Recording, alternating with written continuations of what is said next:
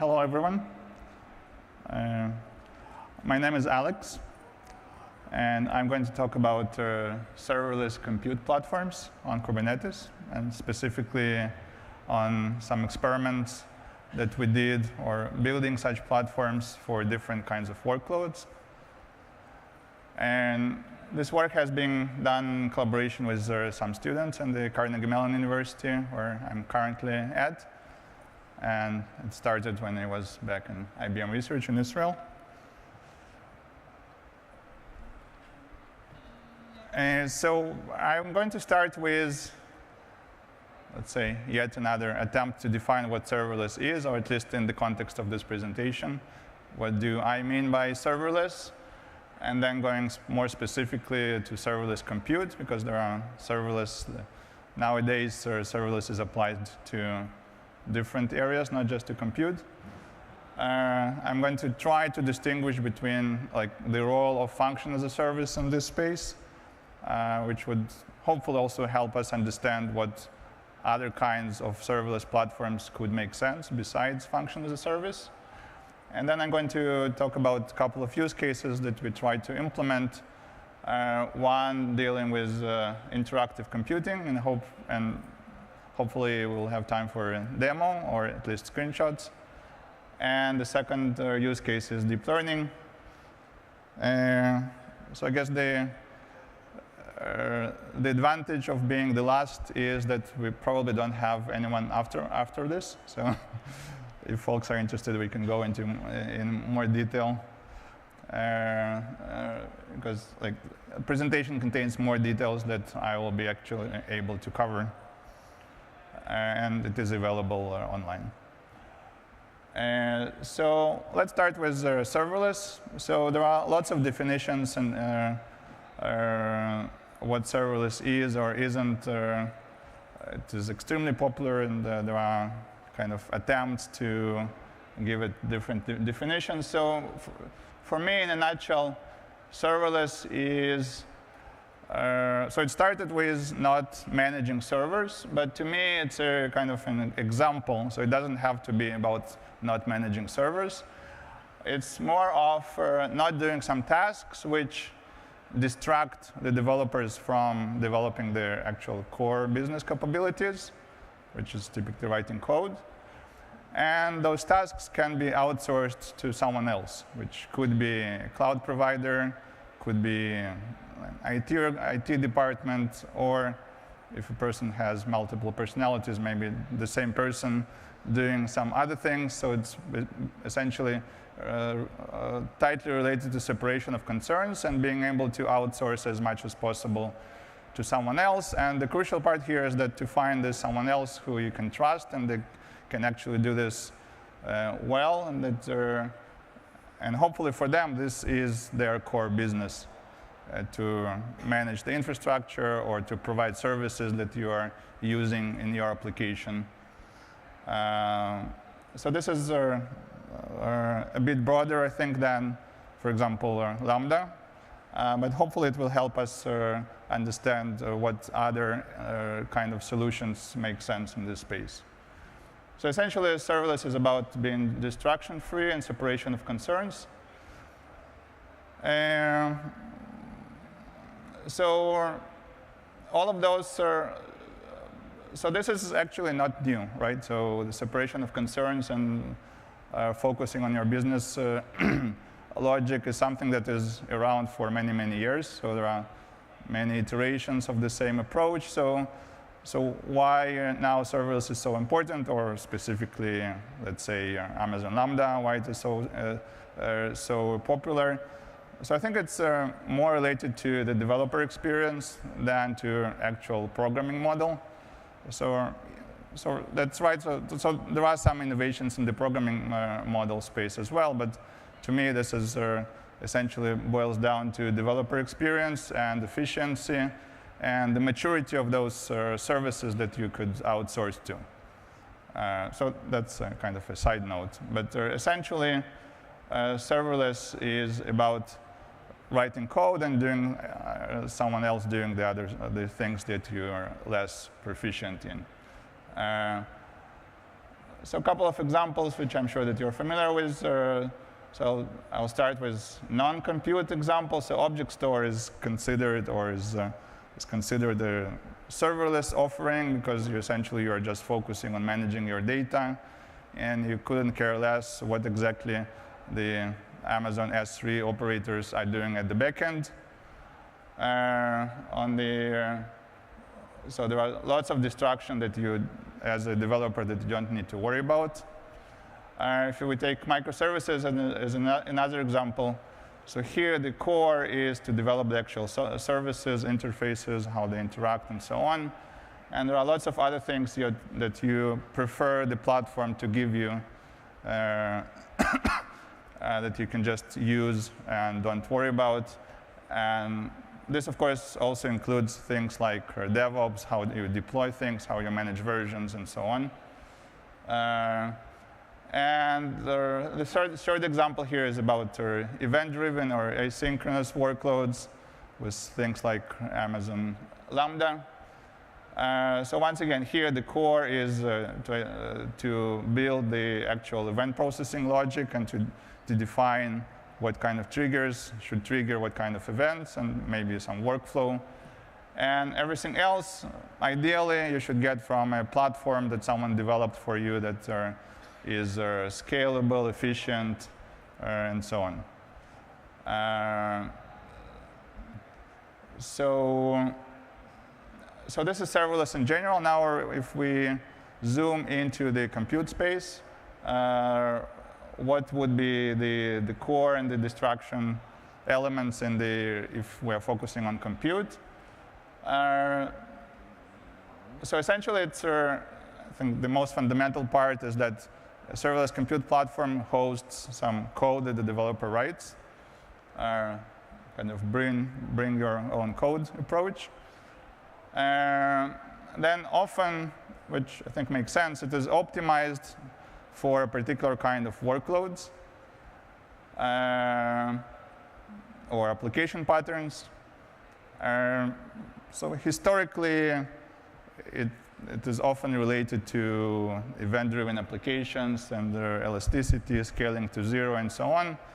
But I think that's not exactly, I mean, that's certainly nice, but that's not something which is very fundamental to the definition of serverless, at least in my opinion. And there are many platforms when, for example, scaling to 0, or many applications where scaling to 0, for example, is not that important. So if you're running a web application that has millions of requests pretty much all the time, and you have thousands of servers, then probably scaling to 0 is not that important, but elasticity in general is important. So I think the idea here is to understand what kind of applications you want to run on this platform and to design the platform in such a way that it will be optimized for the applications that you are targeting and for the usage pattern that you are targeting. And in terms of distraction that we would prefer to avoid, so there are two areas that are important. One is related to management of that code that the developer writes, deployment, scaling, monitoring, updates, and so on. And another area is integration. So the more we outsource capabilities to someone else, the more integration aspects we have with other pieces of code that may be hosted on other platforms, which could be event sources or some integration around data, communication, and so on. And now I'll try to see how this definition fits the function as a service, and a few other examples that I'm going to dig deeper next. So for function as a service, or so-called general purpose function as a service, like Lambda or various kinds of functions, both public cloud and open source. So we have arbitrary functions that we want to host somewhere. We want to just develop the function, push it somewhere, and then the rest will happen automatically. Then I came up with this relatively long definition of what seems to be the optimization point for this sort of workloads. So those functions are short-lived, but probably not too short, because otherwise you will be like the scaling granularity, for example, in Lambda is 100 milliseconds. So if your function takes 1 millisecond, then it's probably not a good fit. And also chargeback is per 100 milliseconds. Ephemeral, triggered by events or requests.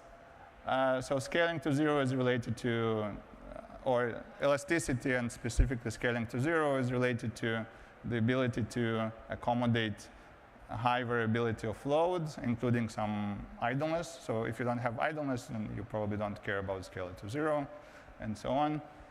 And also, once again, based on the existing implementations, most of them are not very low latency, although there are some efforts to improve it. But essentially, I think majority of functional service workloads today are not very sensitive to latency. So there's back to the question to the point about developer experience. So it is not entirely clear to me whether this particular kind of applications is suddenly so important that people are so excited about function as a service. But still, I think it moves the industry in the right direction of building this sort of platforms. So of course, we want everything to be fully managed. And what is different about function as a service is that we have functions and function invocations as first-class citizens, which was not the case in most of the previous platforms. So for example, for monitoring and tracing, this is a quite different model. And integration here, the most important integration points are around event sources. So that's function as a service. Now there are other platforms which also deal with functions, but in a more specialized context. So just as an example, there are various solutions to run functions at the edge of the network, like PubNub functions or Lambda at edge. So it is called functions, but it is targeting very different kinds of applications. And well, although those platforms are not open, I would guess that they have very different design decisions under the covers. So still you want to run arbitrary code. So maybe you don't need as much of a variety in terms of programming languages. But here the requirement is very much focused on high throughput and low latency. So for example, I'm pretty sure that they are not provisioning Docker containers for each packet. So we still want them to be fully managed, of course. And in terms of integration, their main integration goal is to integrate well with the actual platform that those functions are running on. So as you can see here, well, it's called function as a service. I mean, it can be considered as a special case of function as a service, but with very different set of requirements. Yeah, so there are some efforts in the open source that try to address also this kind of use workloads, but I think maybe over time there will be more such efforts. And now the next example is also from a different kind of workload. So if you look at the ETL space, so Amazon, for example, has a service called AWS Glue, which essentially provides a serverless hosting for ETL, for big data processing functions, if you wish. It could be a Spark, a Spark job that they host on their cluster, or it could be just a plain Python jobs that you can use, for example, for pre-processing. So here again, so you can think of from the developer perspective, they write some code, they want to host it somewhere, and they want to to be able to trigger it in a simple way and to integrate it with with the ecosystem. But once again, here the application pattern is very different, and also the platform underneath is probably somewhat different. So even for the plain Python jobs, well, one could think maybe you could run those Python jobs on Lambda, right? Well, that's not exactly the case, because, for example, those Python jobs can have, I think, 10 gigabytes of disk space available, which is quite different than 520 megabytes on Lambda. And also in terms of runtime, those jobs are not limited in terms of runtime. And I'm pretty sure that the entire architecture below that offering is very different. But, well, I don't have inside information. So, well, still we want to all of that be fully managed, of course, and also the integration here is more towards the data catalog and the access to data. So the last example before I move to our experiments is Knative, essentially, which I'm pretty sure that if you're interested in serverless, that you're familiar with it. Maybe you already heard some sessions this week. So Knative is essentially yet another example of serverless compute platform, which is not exactly functional as a service, because here the code is essentially a web application, but primarily HTTP-based, although now there are some extensions to handle other protocols. And the application pattern here is also different. So conceptually, we're talking about long-running applications. It's a scale-out that you can have a different number of containers. And what is important here, so how can we not deal with scalability, for example, is that we are assuming that there is some linear relationship between the resource demand and the request. So there is request-based scaling.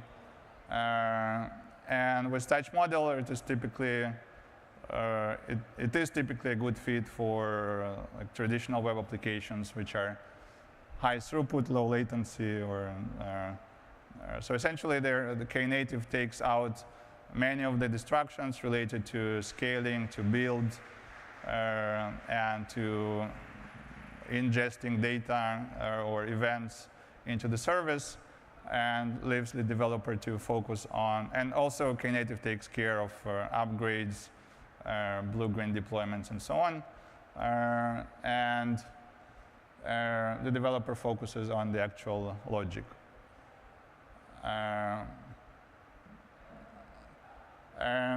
So the question is, what other kinds of platforms or what other kinds of application patterns could require slightly or very different platforms? So hopefully we can run all of that on top of Kubernetes. So hopefully Kubernetes is generic enough to host all kinds of workloads, or maybe some of them will require some low-level changes. And we have experimented with two kinds of applications in this regard. One is the interactive computing. So there are two main use cases here that inspired those experiments. One is just a developer working with some VM in the cloud. And the second use case is a data scientist. So a data scientist using, for example, Jupyter Notebook. So most of the time, that Jupyter Notebook is not doing anything because it's an interactive workload. But yet, at the moment, there are no good solutions to essentially reuse or recycle those underlying resources in a kind of serverless manner. Yeah, so this is an example of Jupyter Notebook. Is there here who is familiar with Jupyter Notebooks? Raise your hand. OK. So it's an interactive web application with a web server at the back end. So you can essentially work with different programming languages. And at the back end, the Jupyter server runs some sort of a sandbox called the kernel that actually runs the text here that the user enters in the UI. So the way it works is that the Jupyter server, the web server here, sends the actual cell here as a payload to the kernel. Kernel runs in some sort of interpreter and returns back the result.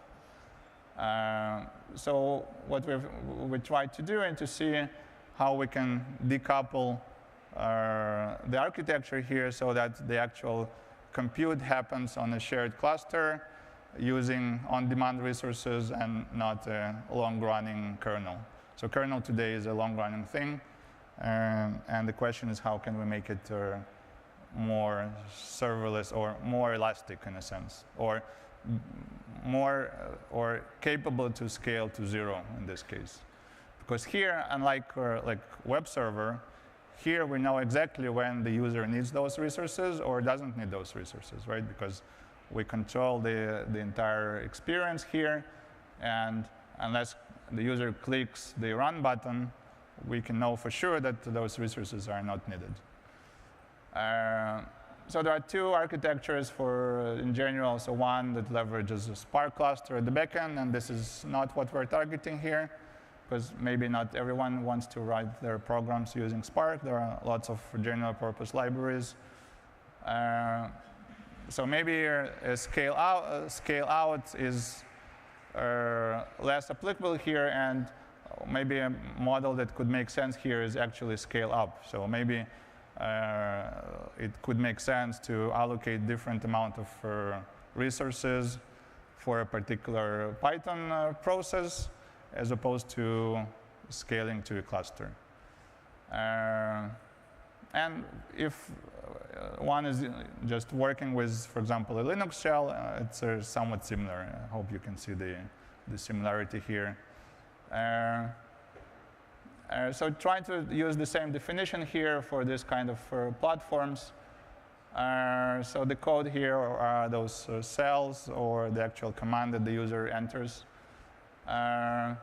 So the application pattern here, so it's an iterative invocation of stateful, non-parallel, computation-intensive ad hoc tasks triggered by explicit user interaction. So there are a few things here that we can use to derive some design requirements or architecture requirements.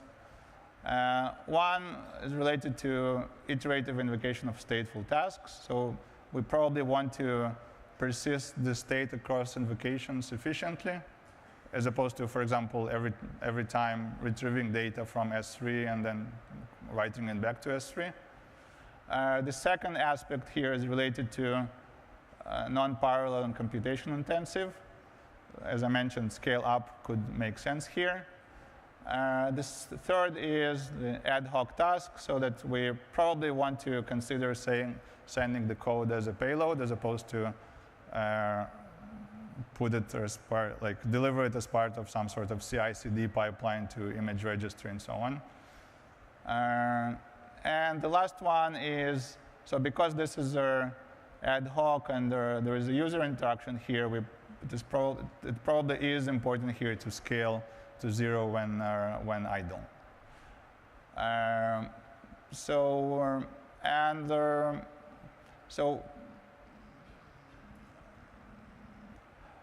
we'll build a proof of concept of such a platform that we call a Runbox. I actually uploaded it to a public repo today. So it's a proof of concept. So it's essentially this box.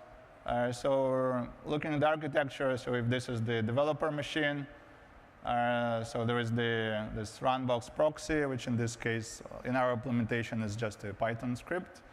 There's a user that interacts with this proxy either directly or indirectly, for example, through a Jupyter kernel. And there is a file system, which keeps the state that is probably important to synchronize with the cloud. And we're essentially managing what we call a run box on a Kubernetes cluster, which is currently implemented as just a simple deployment with of size 0 or 1. So we have a pod, we have a container within the pod, but actually the more important part is the data volume, which is persistent, as opposed to the pod, which is ephemeral. So another thing which is important here is that we want to be able to resize this pod, essentially do a vertical scaling of this pod, but as opposed to a vertical scaling like VPA kind of vertical scaling, which just keeps statistics of your resource usage and decides what is the right size based on some statistical history. So here, the policy should be different because it is somehow related to the thing that the user is doing at the moment and not the history of the last hour, right? So at the moment, we're just doing it explicitly, so the user can specify how much resources they need for the particular operation. And so we can just, sorry.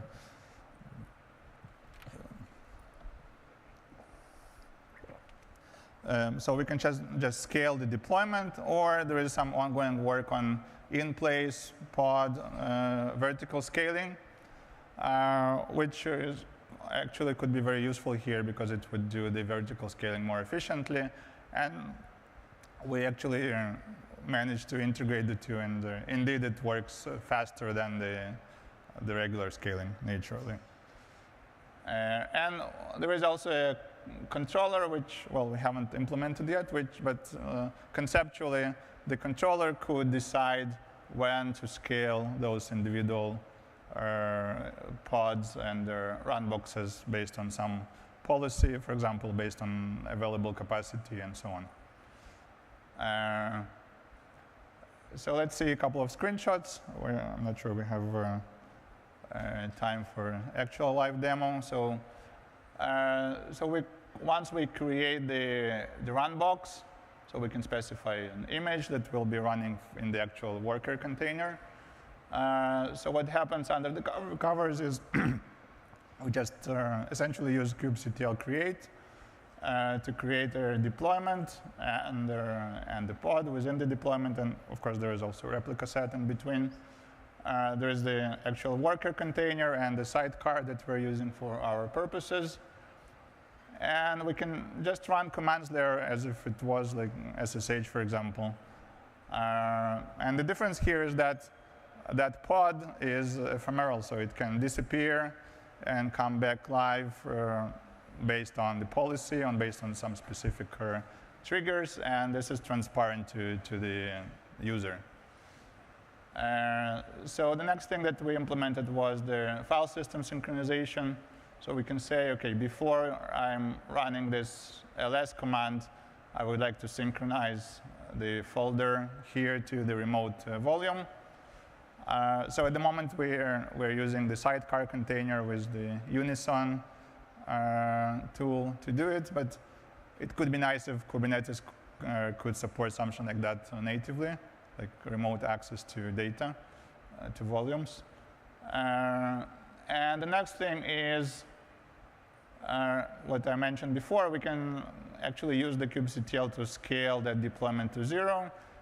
And yet, still, the next command will work. Well, it will take a little bit longer, but it will work because it will scale it back to 1, and then it will run it. And it will connect to the same persistent volume as before. And we can also specify how much we can essentially resize the container on the fly per command in this case. So you can see here we're just displaying the C group memory limit with regular invocation, and then we're allocating a factor of 2 of resources, and we can see here that there are twice more memory. And once again, in between, the container the actual pod could be recycled or not, depending on the policy. So another thing that we did is integrating it with Jupyter. So we implemented a couple of kernels that use the same Python script at the backend. So the kernels essentially wrap the code that arrives from Jupyter server, from the cell, and send it to the run box. And by the way, at the moment, we just use kubectl exec to run stuff in the container. So for example, you could have a very simple Python code here that assigns some value to a variable a. And then we can go and we can recycle those resources so that we don't have any pods running. And then we can come back to the Jupyter notebook, and the same variable is still available. So in order to get it, we had to tweak a little bit the actual Python interpreter session so that it saves the state and then we restore the state. But at the proof of concept level, it seems to be working fine. And of course, the underlying infrastructure is entirely ephemeral from the compute perspective.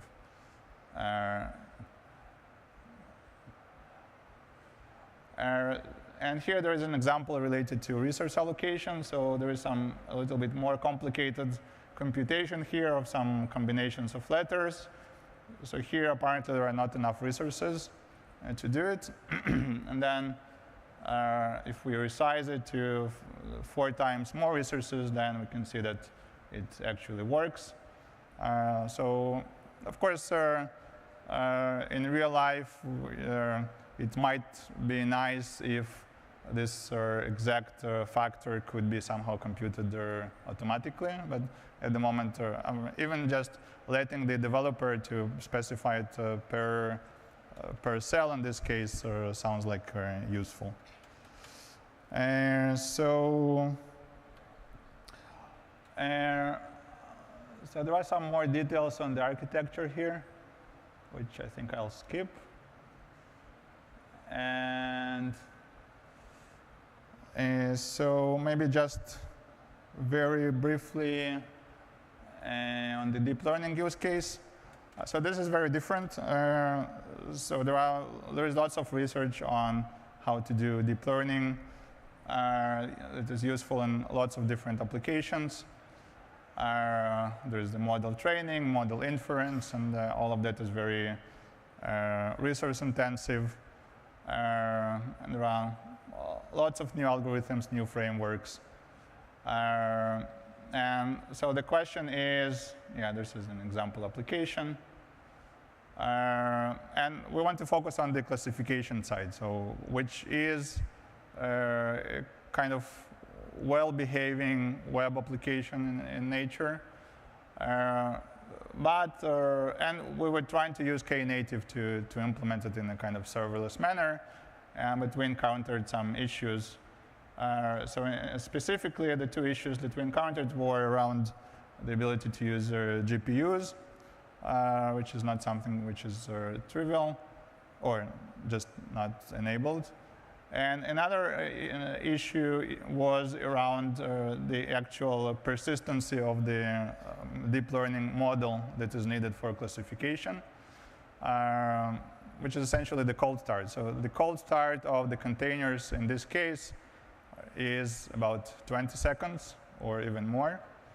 So with all the efforts to improve the Knative side of the house, still for certain applications, the scaling, the actual provisioning is the dominant part.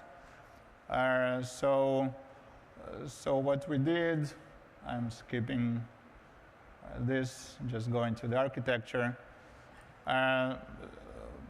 So if this is the GPU nodes and the CPU nodes of the deployment, so just green and blue, it has nothing to do with green-blue deployment. And we want to run some sort of hybrid service on top of that leverages pods with GPUs and pods without GPUs. So obviously, we cannot just have one Knative service on top of those heterogeneous resources because scaling will not work. The scaling should be done differently. So what we did in a prototype that we built was to use different Knative services for each side, and to have a load balancing on top of that, which is aware of the actual workload, and it would send some requests to this side and some requests to this side based on some policy. For example, typically GPU-based classification requests will be faster, or it will be more efficient if we have a large batch of requests. But if we assume that the amount of GPU nodes is limited, and we have other applications that also want to use those resources, there is a contention here on GPUs. So it could be nice if those resources could be somehow associated with priorities in Kubernetes, so that Kubernetes will somehow help sharing those resources among different workloads. But this doesn't seem to be the case at the moment, so we had to implement our own scheduler, which did kind of arbitration between services and provided some sort of fair sharing between those limited number of GPU resources between different services. And the second part that I mentioned regarding cold start, so we addressed it, and we also tried to address it. And the way we did it was inspired by function as a service solutions that sometimes maintain standby containers to run functions. So we essentially implemented a similar mechanism for Knative, or maintaining a pool of running pods. And based on some policy and some coordination with the scaling of the individual services, instead of provisioning a new pod, we just reassigned a running pod to a particular Knative service. So apparently it was not terribly difficult, so we had to do some tweaking of labels, and we also had to tweak a little bit the Istio routing and the stats mechanism to make it work. But in general, so it seems that this could be a reasonable approach, although maybe there are other ways. So here, essentially, we had to implement our own logic around sharing of those standby pods between services. And it could be nice if, for example, Kubernetes priorities could be used to let the regular scheduler to decide, for example, when those pods need to be added or removed. So if, for example, we could, as part of the individual services, Knative could just run more pods than we asked if there is free capacity, and kill those pods when there is less capacity. So although this approach worked, it seemed that there might be some Kubernetes native solutions that could work better. So there are some design details. So this is pretty much it. So just to conclude, serverless is about being destruction-free. Specifically for compute, it's around bring your own code plus destruction-free. There are different requirements for different workloads. Probably there is no one-size-fits-all solution. And there are lots of opportunities to build this sort of platforms on Kubernetes, both in the examples that we explored here for deep learning or interactive computing, but I'm sure that there are others. That's it. Thank you.